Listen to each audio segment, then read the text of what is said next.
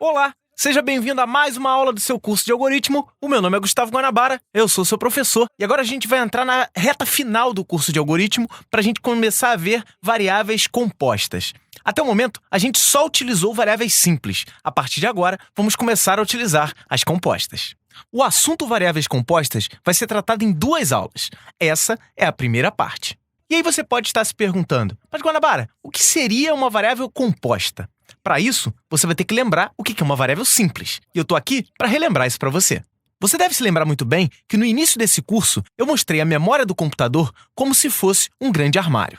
Nesse armário, sempre que eu declarar uma variável na área var, como por exemplo, n1 do tipo inteiro, um espaço desse armário será reservado para a variável n1. Se em seguida eu fizer outra declaração, por exemplo, n2, n3, n4 também inteiros, ele vai reservar outros 3 espaços para as variáveis n2, n3 e n4. E se você prestou bastante atenção, viu que eu coloquei as variáveis fora da ordem. Elas não estão em posições sequenciais, elas estão bagunçadas mesmo. E é assim que pode acontecer na memória do seu computador. As variáveis simples, que são essas variáveis que a gente viu agora, elas são alocadas de acordo com a necessidade do sistema operacional. Para continuar esse nosso exemplo, eu vou propor um corpo de programa com algumas atribuições. Por exemplo, n1 recebe 3, n2 recebe 5, n3 recebe 1 e n4 recebe 0. Quando eu fizer essas atribuições, automaticamente os valores serão colocados nas respectivas variáveis. Por exemplo, n1 vai receber 3, depois 5, 1 e 0. Dê uma olhada no lado esquerdo e veja que o valor de cada variável está armazenado do lado direito na memória do computador. E esse foi o método que nós utilizamos até agora para armazenar, por exemplo, 4 valores. E eu vou mostrar para você um outro método muito mais simples, muito mais rápido, que é utilizando variáveis compostas. Eu vou manter as variáveis n1, n2, n3 e n4 declaradas, mas eu vou mostrar para você um outro tipo de variável. No lugar de n1, n2, n3 e n4, eu vou declarar uma variável n. E essa declaração vai ser um pouco diferente, pois ela vai utilizar uma variável composta homogênea. A linha é a seguinte: n é um vetor de 1 a 4 de inteiro. Entre 1 e 4, existem apenas 2 pontos. Isso não é uma reticência. E logo de cara, essa declaração muito grande pode até causar um susto. Mas fica tranquilo, é bem simples o conhecimento de vetor. Você vai entender a partir de agora o que vai acontecer de diferente dessa linha para as linhas de cima. Quando eu declaro uma variável n como um vetor de 1 a 4, o que ele vai fazer é declarar uma variável n com 4 espaços, exatamente como você está vendo do lado direito da tela. Note aí que os 4 espaços estão exatamente um ao lado do outro, é assim que funciona num vetor, e eu tenho 4 locais para colocar valores. E tudo isso relacionado a uma mesma variável, que é a variável n. Então antes, eu tinha 4 variáveis para guardar 4 valores. Agora, eu tenho uma variável com 4 espaços. E aí você pode perguntar, mas como é que eu coloco valores nas casas certinhas? Eu vou mostrar para você, você vai ver como é que é simples. Vamos fazer a primeira atribuição no corpo do programa, utilizando n, posição 1, recebe 3. Note aí que é diferente de n1. Eu estou fazendo com que a variável n na posição 1 receba o valor 3. Automaticamente, o valor 3 será colocado na posição 1 da variável n. Para complementar o nosso exemplo, eu vou fazer outras atribuições, n2 igual a 5, n3 igual a 1 e n4 igual a 0. Note que os valores foram colocados no vetor, cada um na sua posição. Então é assim que funciona com esse tipo de variável. Eu tenho que indicar o nome dela e entre colchetes eu tenho que colocar o que a gente chama de índice, que é a posição, que é o endereço dentro da variável. E vamos a um conceito muito importante, que é o nome que está escrito lá em cima na tela, que a gente ainda não deu devida atenção a ele. Então, se você olhar na área de declaração das variáveis que estão lá em cima, nós temos n1, n2, n3, n4, que são variáveis simples, e nós temos n, que é uma variável composta.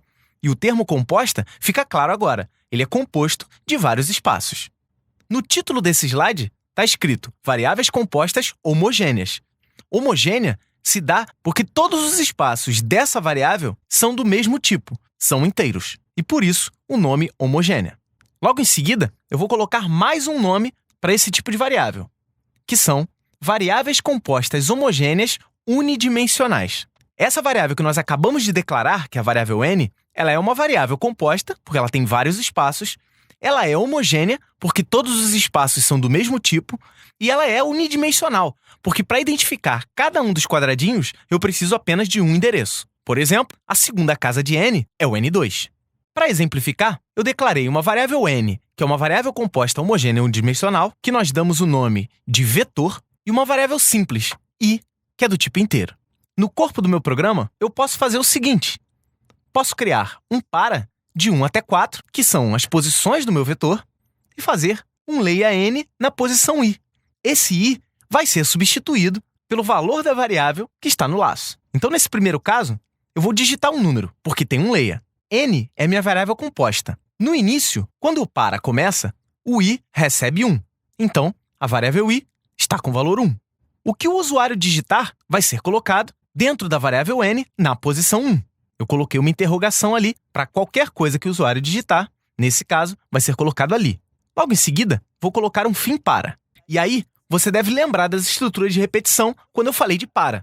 O para, ele é uma estrutura de repetição, isso é, ele vai fazer um looping e automaticamente vai fazer um incremento. Caso você tenha alguma dúvida em relação à estrutura de repetição para, clique aqui e você vai acessar um playlist onde nós temos todas as aulas do curso de algoritmo. Então, chegando no fim para, ele vai voltar para o para, somando mais 1 na variável i. Assim, a variável i vai deixar de valer 1 e vai valer 2. O próximo layer vai ler um valor qualquer e colocá-lo diretamente na posição 2 do vetor. Logo em seguida, o fim para, ele vai voltar mais uma vez e o mesmo processo vai se repetir, colocando valores nas posições 3 e 4 do vetor. Quando chegar a 4, o laço vai parar, já que o i vai de 1 até 4. E aí, ficou um pouco confuso? Então vamos direto para o Visualg para ver como é que isso funciona na prática. Então estamos aqui no Visualg, vamos declarar um vetor que eu vou chamar de v, de valores, que vai ser um vetor de 6 posições, então vou botar 1 até 6, de inteiro. Vou declarar aqui uma variável contadora e vamos fazer esse contador começar em 1 e ir até 6. Entre o para e o fim para, nós vamos ler o valor. Por exemplo, digite o contador valor. Vou botar um ozinho aqui, para ele fazer o primeiro valor, o segundo valor, o terceiro valor e assim sucessivamente. Leia o vetor v na posição contador. Vamos executar. Você vai ver aqui na tela, digite o primeiro valor. Vamos digitar o primeiro, depois vamos digitar o segundo, o terceiro, o mesmo para o quarto, o quinto e o sexto. Fim da execução, pois foi só isso que eu coloquei. Se eu quiser mostrar o vetor na tela, eu posso fazer uma outra estrutura, utilizando o mesmo C, não tem problema nenhum. Se ele estiver já estourado. E vamos fazer o seguinte. Vou mandar escrever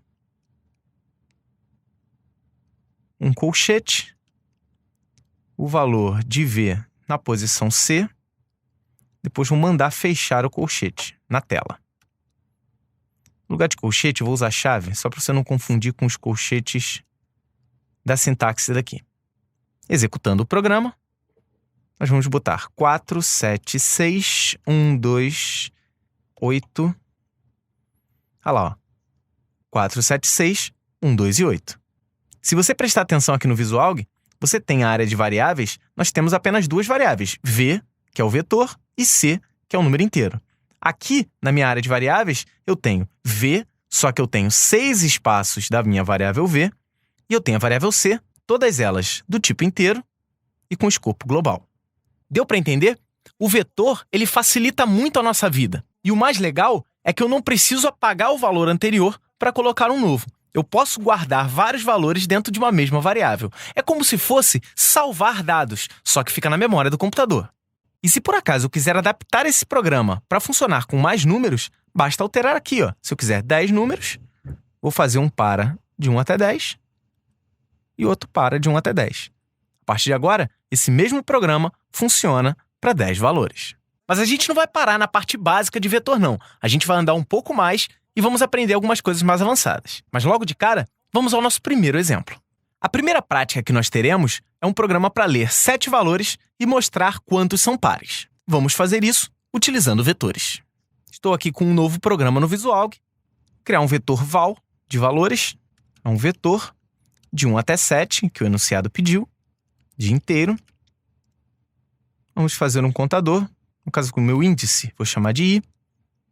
Posso chamar de C, posso chamar do que eu quiser, na verdade, do tipo inteiro.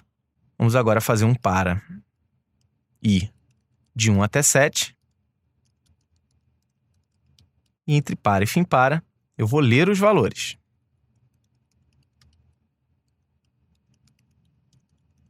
Do mesmo jeito que a gente fez anteriormente, digite o primeiro valor, digite o segundo valor e assim sucessivamente. Leia meu vetor val na posição I. Isso aqui vai fazer com que ele leia o vetor de cada posição. Logo depois da leitura, eu posso verificar se ele é par ou ímpar. Se o val na posição I dividido por 2 der resto 0, nós já vimos isso anteriormente, várias vezes, na verdade, então eu vou ter uma variável para o total de pares, que eu vou chamar de totpar, que começa com 0 no início do programa, e caso o valor que eu acabei de digitar dividido por 2 seja resto 0, então eu vou fazer com que totpar receba totpar mais 1.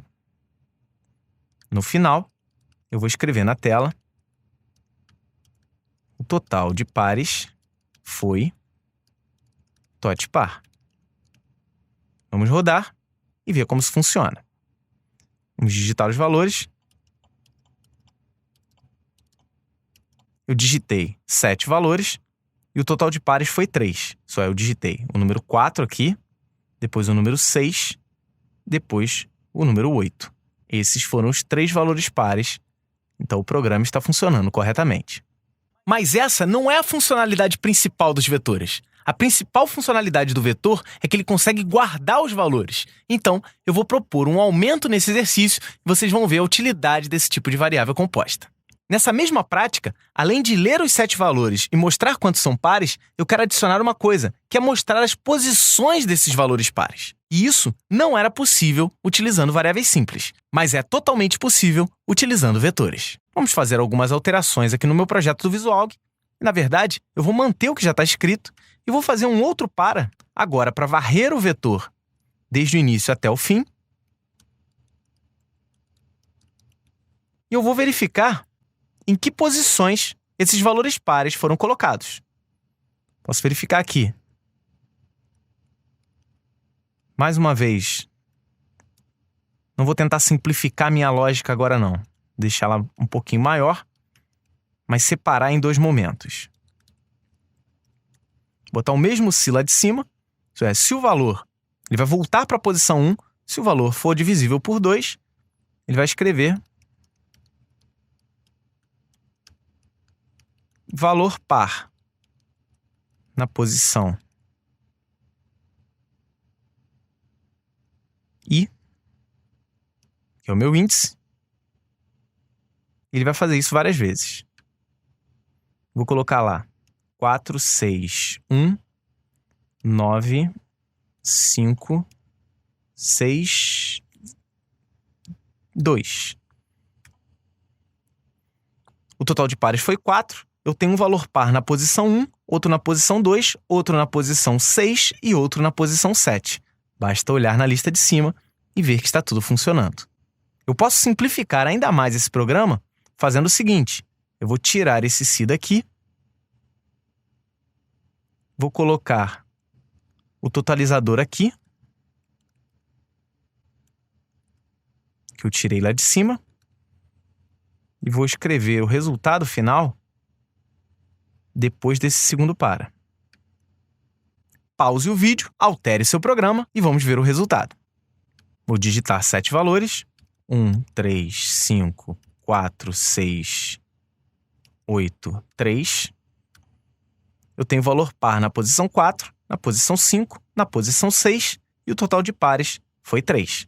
Entendeu a grande vantagem dos vetores? Nas variáveis simples, eu tinha que ler um valor E a partir do momento em que eu leio o outro, ele apaga o valor anterior. Então eu não consigo voltar no tempo e dizer em que posições foram digitados os valores pares. Agora, com vetores, eu tenho vários espaços em uma mesma variável. Então, eu consigo voltar, retornar a qualquer momento para a primeira posição e ir varrendo o vetor normalmente para verificar os valores e as condições que eu tenho para fazer. Vamos a um outro exemplo prático para mostrar o poder dos vetores para você. A segunda prática que eu venho propor é a gestão de uma listagem de uma turma. E nós vamos fazer isso utilizando mais de um vetor. Então, basicamente, o que eu quero aqui, eu vou criar um vetor para guardar o nome de vários alunos. Vou botar 5 alunos. Um vetor. Vou botar 4 alunos. De caractere. Vou colocar um vetor para a primeira nota. De real. Vou criar um vetor para a segunda nota, que também vai ter 4 posições, de real, e um vetor para a média, real também. Vou ter um contador, que vai de 1 a 4, porque ele vai ser utilizado na estrutura de repetição de 1 até 4.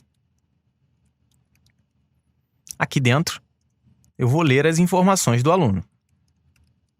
Vou botar aqui aluno I, para ele ficar aluno 1, aluno 2, aluno 3, e assim vai. Vou mandar ler o nome. E eu vou ler o vetor nome na posição I. Já vai ser o primeiro aluno na primeira passagem. Vou ler primeira nota. Vou guardar em N1 na posição I. Vou ler a segunda nota. Também vou gravar no vetor N2 na posição I. Note aqui que eu vou ter 3 vetores sendo lidos e se eu olhar na posição 1, o nome, a primeira nota e a segunda nota, eu tenho nome, primeira e segunda nota do primeiro aluno. Para calcular a média, é simples. Eu vou calcular a média na posição 1 vai ser o N1 na posição I mais o N2 na posição I dividido por 2. O processo de especificação do vetor é exatamente o mesmo processo das especificações das variáveis, só que eu tenho que indicar o índice entre colchetes. Esse índice vai mudar de 1 até 4, pois ele vai repetir isso 4 vezes. No final, eu vou limpar a tela e vou gerar uma listagem de alunos.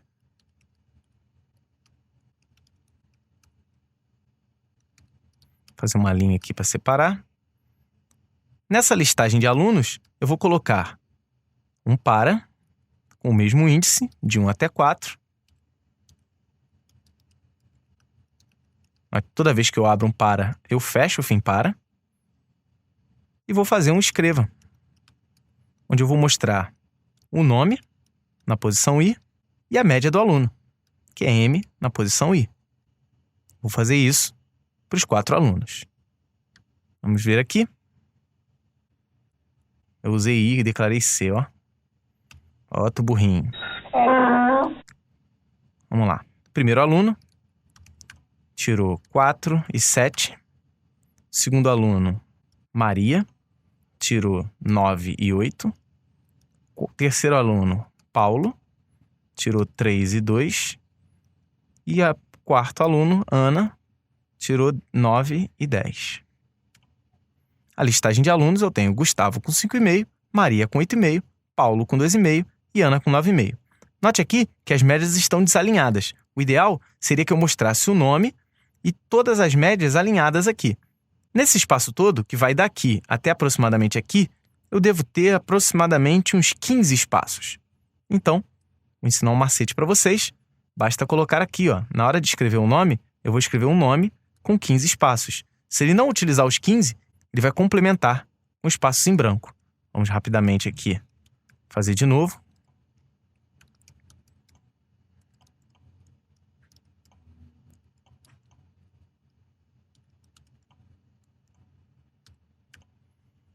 Agora, eu tenho 15 espaços aqui, ó, Note aqui, eu mandei mostrar o nome, ocupando 15 espaços, e a média, ele vai alinhar aqui.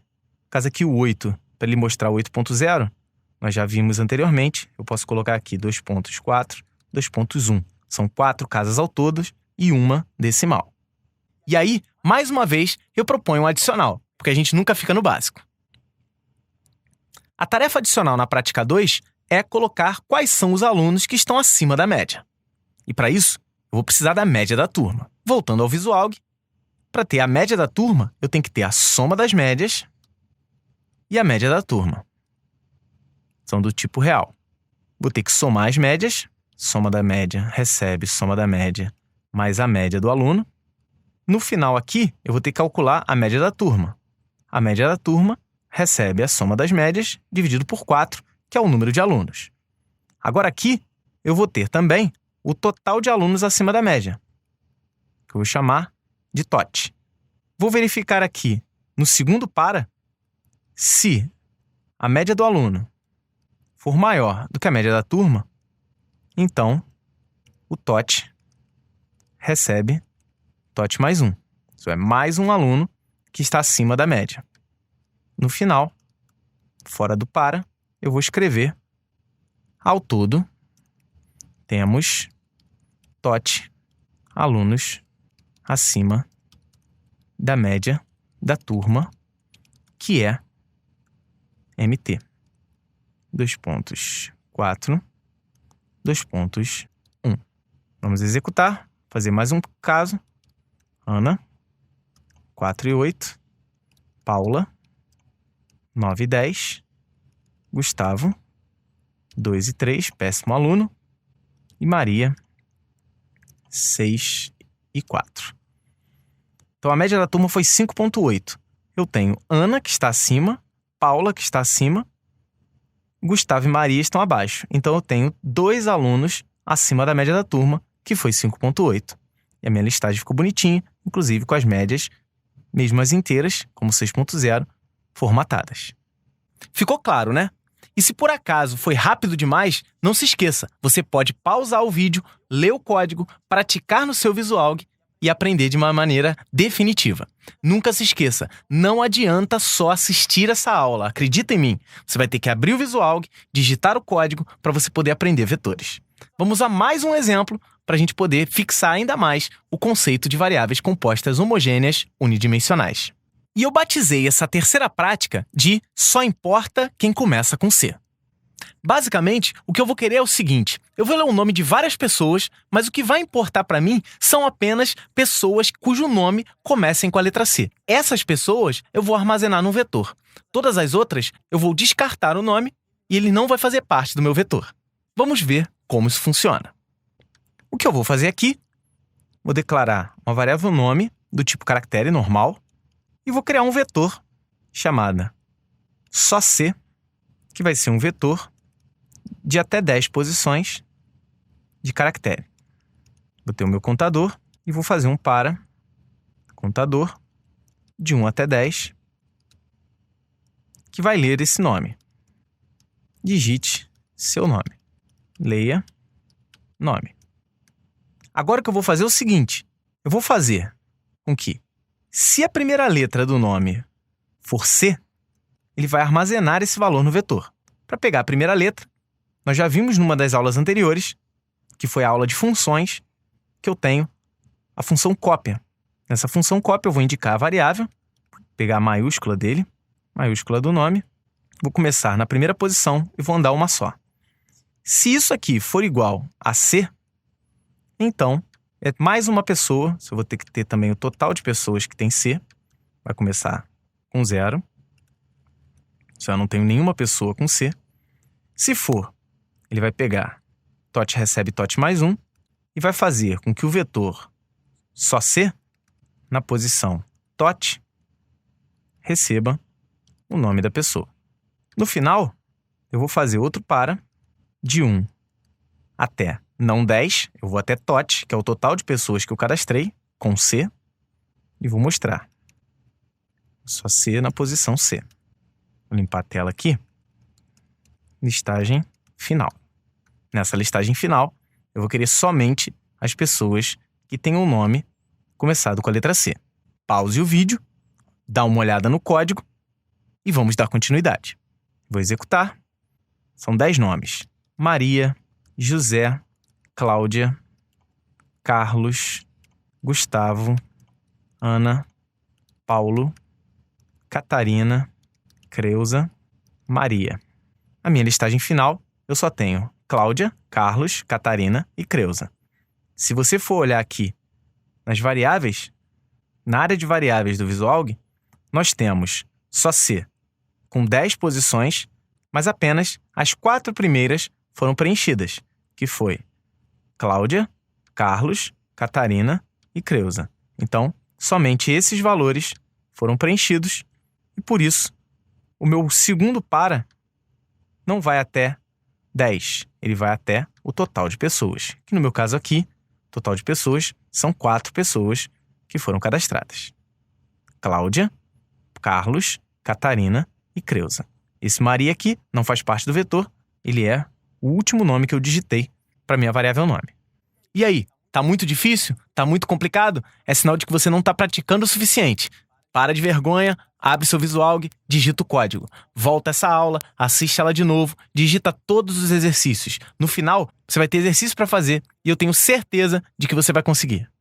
Vamos a mais um exemplo mostrando um conceito muito importante que é o de ordenação em vetores. Então, a nossa última prática dessa aula vai ser como ordenar um vetor. E eu vou dar um exemplo aqui para vocês. Vou criar um vetor com 4 posições. Esse vetor vai se chamar vet. Ele vai ter a posição 1, 2, 3 e 4. Eu vou colocar valores aleatórios dentro do vetor para a gente poder entender. 5906. 5906 são valores que estão totalmente fora de ordem. Para ordenar um vetor, existem várias técnicas. A mais simples de todas é essa que eu vou utilizar agora. Basicamente, a gente vai ter que comparar cada posição do vetor com todas as posições consecutivas, todas as posições depois dele. Por exemplo, vamos começar então com a primeira posição, essa que está marcada aí na tela. Eu vou ter que comparar a primeira posição com a segunda, a primeira com a terceira e a primeira com a quarta. Isso é, eu vou comparar a primeira com todas aquelas que vêm depois. Primeiro, eu vou comparar a primeira com a segunda. 5 e 9 já estão em ordem, então eu não vou precisar mexer. Vamos então comparar a primeira com a terceira. 5 e 0 não estão em ordem, então eu tenho que realizar uma troca. Agora eu estou em ordem. Vamos continuar na primeira posição, que agora não é mais 5, é 0. E vamos comparar com a quarta. 0 e 6 já estão em ordem, eu não vou precisar mexer. Agora, vamos partir para a segunda. Vamos comparar o 9 com a terceira posição. Não é preciso comparar o 9 com a primeira, pois a primeira, depois de fazer todas as repetições, com certeza vai estar em ordem. Então, vou comparar a segunda, que é o 9, com a terceira, que é o 5. 9 e 5 ainda não estão em ordem, então eu vou ter que realizar mais uma troca. Vou comparar agora o 5 com o 6, que é a quarta posição. 5 e 6 já estão em ordem, eu não vou precisar mexer. Chegamos ao final da comparação da segunda casa. Vamos partir para a última comparação, que é a terceira com a quarta casa. 9 e 6 não estão em ordem, eu vou ter que realizar uma troca. Então, o meu vetor que começou com valores totalmente desordenados, agora está com o vetor ordenado, 0, 5, 6, 9. E essa é exatamente a tarefa que a gente vai ter que cumprir.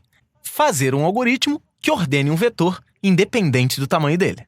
Eu já comecei meu algoritmo aqui criando um vetor, 2 variáveis inteiras que vão ser meus contadores e fazendo um para ler o vetor. Pause o vídeo, digite esse código e já já a gente continua. Depois de você digitar, vamos fazer o programa para ordenar esse vetor. Para isso, eu vou precisar de um para dentro do outro com índices diferentes. O primeiro índice vai de 1 até 3, que é o total de casas menos 1. Isso é, eu vou começar no primeiro e ir até a terceira casa. Se você lembra muito bem, nós só comparamos até a terceira casa. O segundo vai começar do próximo, isso é, i mais 1, e vai até a última casa. Vou fechar os 2 paras. Aqui dentro, eu vou fazer uma comparação. Se o meu vetor na posição i for maior do que o meu vetor na posição j, eu vou realizar a troca. Isso é, Eu vou realizar a troca caso o anterior seja maior que o posterior. Para realizar a troca, eu vou precisar de uma variável auxiliar, pois essa troca não pode ser feita automaticamente. Meu auxiliar vai receber o primeiro valor, meu primeiro valor vai receber o segundo valor, e meu segundo valor vai receber o auxiliar. Vamos ver se está tudo funcionando. No final, eu tenho que mostrar o vetor. Vou escrever uma chave, o vetor na posição I, fechar a chave. Vamos executar direto primeiro. Mais uma vez eu digo, pause o seu vídeo, digite esse código e só então continue a execução. Vamos executar o programa. Vamos digitar os valores. Vou digitar 5, 9, 0, 6, que foram os mesmos valores que eu digitei anteriormente naquele exemplo. Pressionando Enter. Meu vetor é VET. Errei aqui. Mais uma vez o burrinho. Vamos executar. 5, 9, 0, 6. E os valores ordenados são 0, 5, 6 e 9. Vamos executar no passo a passo para a gente poder entender. Vou exibir todas as variáveis aqui. E vamos começar a execução passo a passo. Declarei o vetor, declarei as variáveis inteiras. Então, o meu vetor tem 4 posições e as variáveis inteiras. Começando, vou ler os valores, digitar 3, 2, 9 e 5. Agora nós vamos começar a minha repetição. Vou entrar nos dois paras. Entrei no primeiro, entrei no segundo. Eu estou com o I valendo 1 e o J valendo 2. Isso é, vou comparar a primeira posição com a segunda. Ele vai verificar se o vetor na posição 1 for maior que o vetor na posição 2, na posição 1 é 3, na posição 2 é 2. Então, 3 é maior do que 2. Então, ele vai realizar a troca. Auxiliar vai receber VET na posição 1, isso é, auxiliar vai receber 3. Nota que o auxiliar está com 0, vai valer 3. VET na posição 1 vai receber VET na posição 2, então aqui de 3 ele vai virar 2. E aqui a posição 2 vai receber o valor 3, que é o auxiliar. Então, eu tinha 3 e 2, agora eu tenho 2 e 3. Quando chego nesse fim para, ele não vai voltar para o I. Note aqui, ó, que esse fim para é relativo ao J. Então, o I vai continuar com 1. Eu estou na primeira casa, comparei com a segunda. Agora eu vou para a primeira casa, comparar com a terceira. Vou apertar aqui, ó. Estou comparando a primeira com a terceira. A primeira com a terceira, 3 e 9, já estão ordenados. Então, ele não vai entrar nesses 3 comandos, vai direto para o fim para. Vai voltar mais uma vez para o J, que vai valer 4. Então, o J está valendo 4. Ele pode valer 4, pois ele vai até esse valor. A posição 1, 3, e a posição 4, 5, estão em ordem. Então, não vai precisar ser alterado. Fim para. Nesse caso aqui, ele vai sair do J. Saindo do J, ele vem para a linha de baixo, que é o outro fim para. Quando chega nesse fim para, ele volta para o I. O I, que estava valendo 1, passa a valer 2. Agora, o I vale 2. O J começa com I mais 1. Já que ele estourou anteriormente, ele pode recomeçar. Então, o J vai valer 3. Então, estou comparando a segunda posição com a terceira posição. A segunda posição está com 3 e a terceira com 9. 3 com 9 já estão em ordem, não vai precisar executar os 3 comandos. Volta para o J vale 4. Estou comparando a segunda posição com a quarta. A segunda posição está com 3, a quarta com 5. 3 e 5 estão em ordem, ele não vai executar mais uma vez as 3 linhas. Chegou nesse fim para, o J, que já está valendo 4, vai estourar e eu vou voltar para o I mais uma vez, para o último valor, o I vai ser 3. Vou comparar a terceira posição com a quarta posição. Terceira posição é 9 e a quarta é 5. 9 e 5 não estão em ordem, então ele vai ter que ordenar nessas 3 linhas. Auxiliar vai receber o vetor na posição 3, isso é, vai receber 9. O auxiliar passa a valer 9, note aqui. O VET na posição 3 vai receber VET da posição 4, então 5 vai vir para o lugar. E o VET na posição J, que é esse daqui, vai receber auxiliar, que é 9. Então, essa linha que está amarela vai receber 9. Fim para, ele estourou o J, porque o J já está valendo 4. Fim para, ele vai estourar o I também, porque o I está valendo 3, e ele vai até 3. A partir de agora, ele vai simplesmente executar o código de mostrar o vetor. Então, ele vai mostrar o primeiro valor, que é 2, era 3, agora não mais. O segundo valor, que é 3. O terceiro valor, que é 5. E o quarto valor, que é 9. A ordenação de vetores não é um processo muito simples, então talvez você tenha que assistir essa aula mais de uma vez, principalmente esse trecho de ordenação. Outra coisa que você pode fazer é tentar adaptar esse algoritmo para funcionar com vetores maiores. Vamos fazer uma mudança para que ele funcione, em vez de vetores com 4 posições, vetores com 10 posições.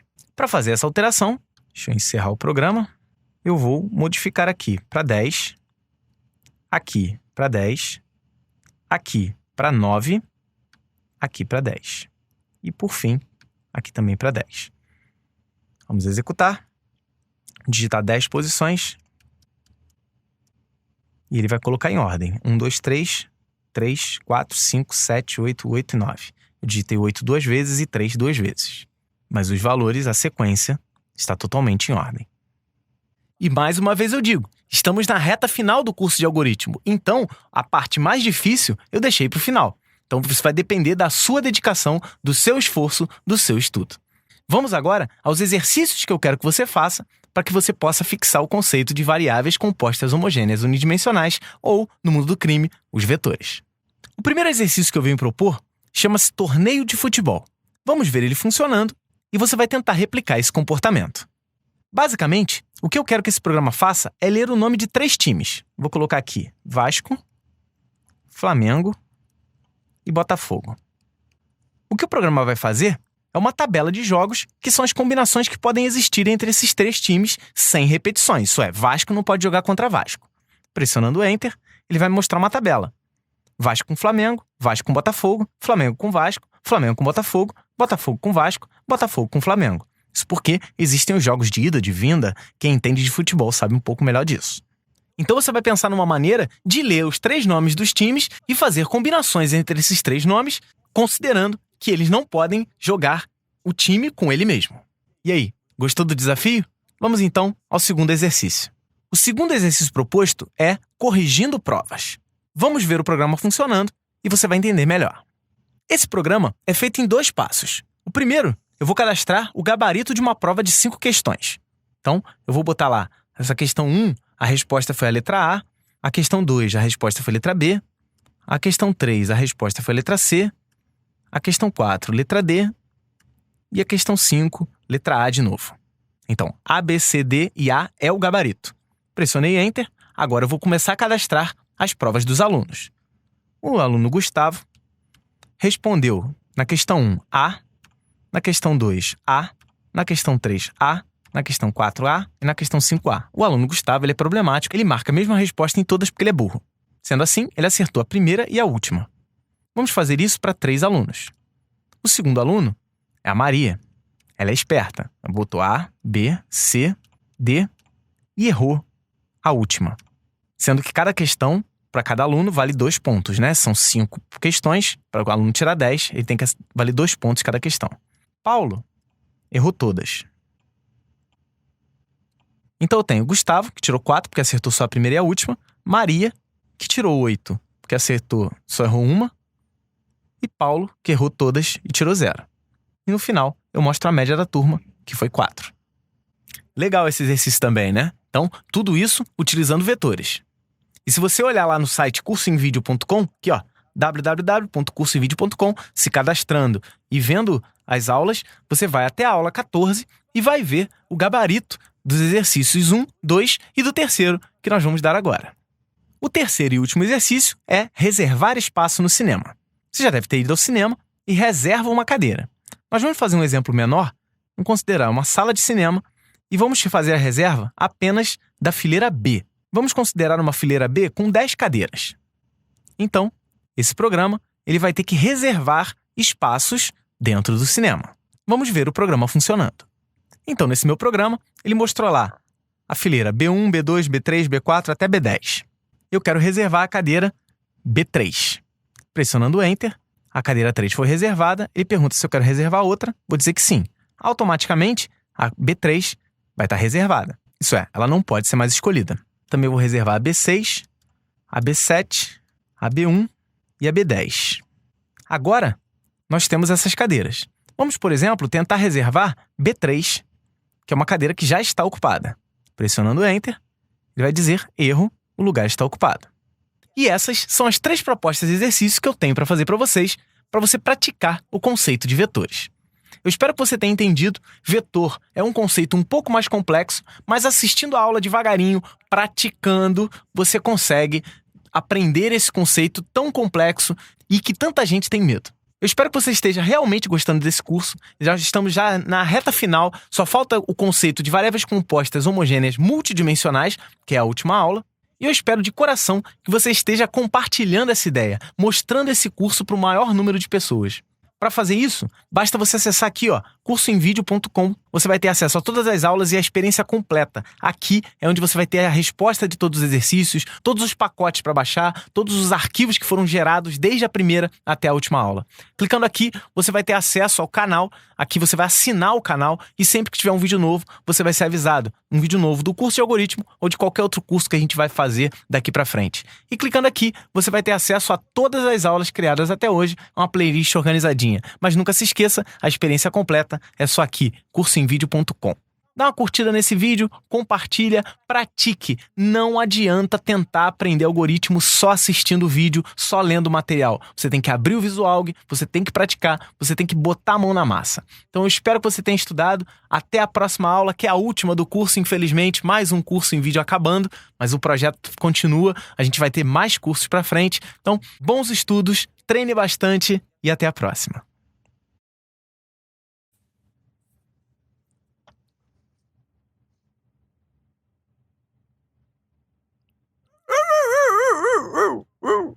E se você prestou bastante... E se você... Tardado. Tem problemas. Bicho, você não tem noção de como eu fico suado. Vamos lá. Vai tudo junto.